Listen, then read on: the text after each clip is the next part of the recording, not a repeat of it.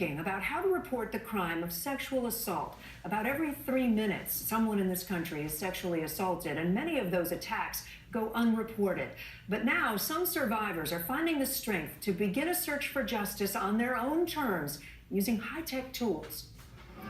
Growing up in Connecticut, Ryan Socia loved playing soccer and lacrosse, but he had a secret it would take years to share. What happened to you?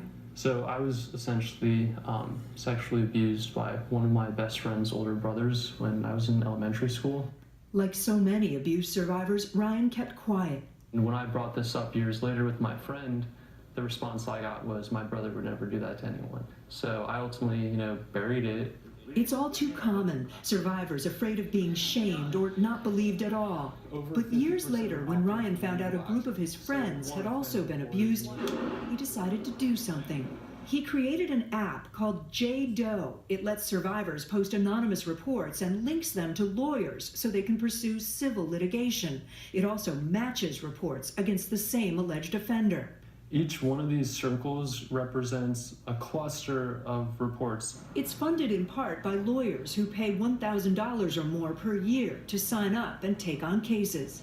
People might wonder whether this would lead to false reports or people being accused who didn't really do anything wrong. When people choose to pursue action, lawyers are going to vet their claims. We're not a decision maker in who's true and who's false. JDoe is one of a growing number of tech tools designed to let users confidentially document or report sexual assault. The website Callisto has been around longer and partners with universities.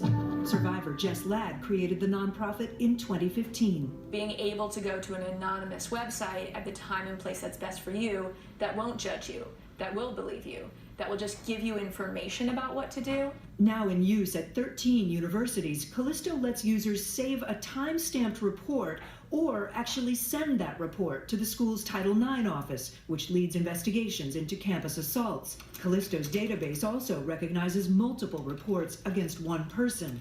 Callisto says more than 9,000 reports have been filed so far. Our goal is to eventually be able to detect any serial sexual predator in the country and connect their victims with one another and with their options for taking action.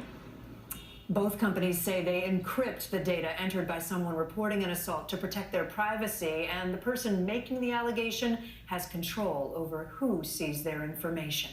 Still ahead tonight, new